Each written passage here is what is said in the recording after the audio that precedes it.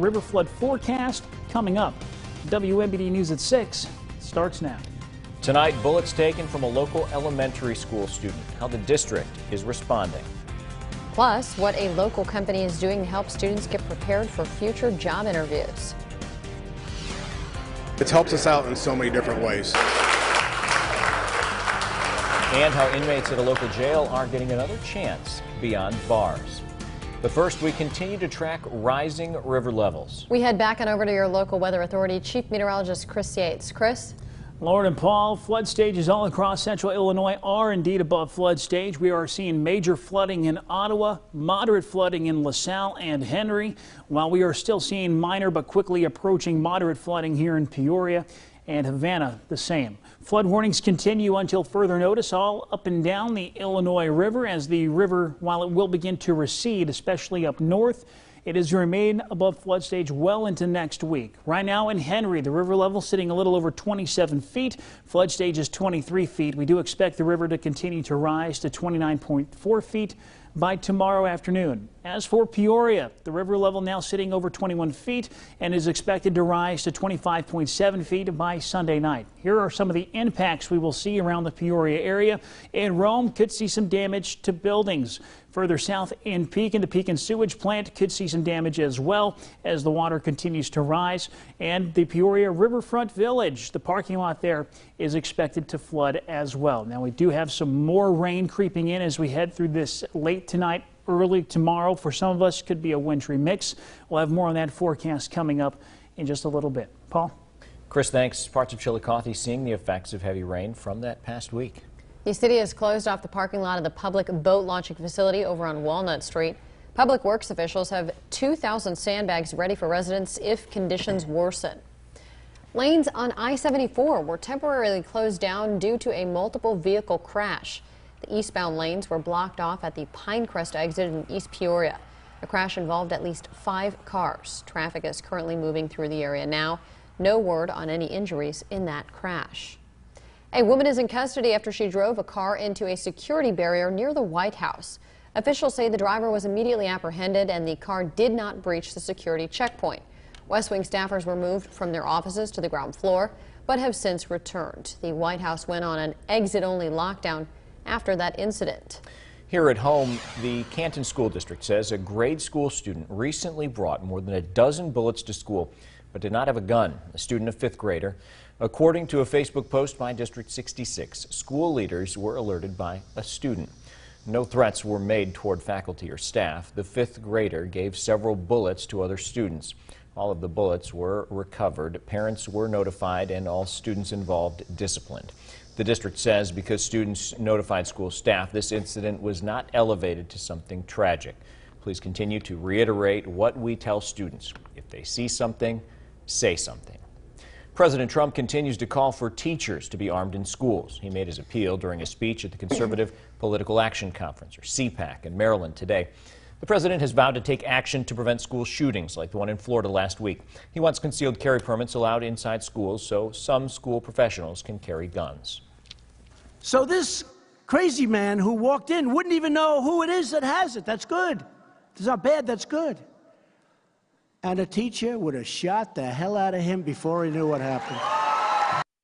Now, according to PolitiFact, President Trump had suggested arming teachers as early as January 2016 during an interview with the Outdoor Channel and during a campaign stump speech a couple weeks later. Former Trump campaign official Rick Gates pleads guilty to charges of conspiracy to defraud the United States and making false statements during the special counsel's Russia investigation.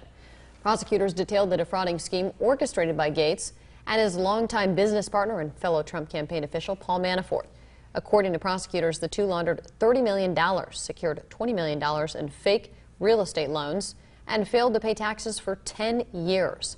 Documents also showed that Gates lied to federal investigators about a 2013 meeting with Manafort and others.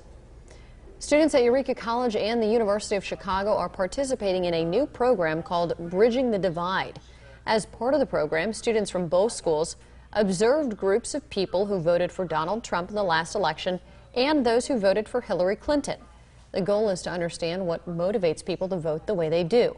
David Axelrod served as a senior advisor for President Obama and now works as the University of Chicago Institute politics director. I wanted to have students from the University of Chicago and students from Eureka College come together, spend time in each other's communities, hear what people are saying, and get a richer understanding of the concerns that we have that might be different, but also the concerns that we have that we share. Axelrod says he was inspired to start the program after the divisiveness that he witnessed following the 2016 presidential election. A story from our Twin Cities newsroom. Local high school students are getting the chance to practice their interview skills. WMBD's Brianna Lee spoke with some students getting hands-on experience. State Farm has partnered with the Bloomington Area Career Center to give high school juniors and seniors career-building tools. A lot of these classes get students prepared to go directly into the workforce, so this gives them the opportunity to practice those interviewing skills, also gives them a chance to learn about State Farm and the company that we work for. Since 2011, students involved in the BACC program get to do mock interviews with volunteers from State Farm and other companies. Over the course of this week, nearly 400 high school students will participate. I think this is such a good opportunity because, when we went to our first interviews, it was for the job. And this is giving them a chance to do that interview, get comfortable, get confident, and be ready for that real experience. The students wear business attire, prepare a resume, and answer a series of questions to help them gain confidence in an interview setting. Hopefully something like this will help me kind of prepare and see what they're going to ask me when I'm going into a more professional and established career field rather than just like a high school job. So then it'll kind of help me reflect on what I need to do to get better and what else I do really good so I can keep building on that. After the interviews, the students write a thank you letter to their interviewer. In Bloomington, Brianna Lee, WMBD News.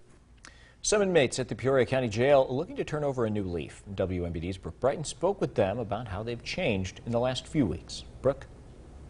That's right, Paul. 18 men graduated from the Jobs Partnership Re-Entry Program, and even though they've made some mistakes in the past, they're looking to be better people and responsible members of society. Selected inmates at the Peoria County Jail participated in an 8-week program that teaches them life skills that they can apply to a future career. From sharpening their communication to learning how to be financially sound. The inmates learn skills that area employers deem attractive.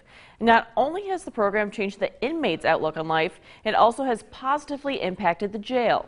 Since the program started, the jail population has gone down by 50%. And according to Sheriff Asbell, there's been less incidents within the jail. If you go to the job world, your employer, there's rules you have to follow. And this is what we're trying to instill, some of these soft skills to get them trained to be working on the outside. And the most important thing that the inmates took away was self-realization. They were able to identify who they are as an individual and how they can make themselves a better role model in the future. Lauren?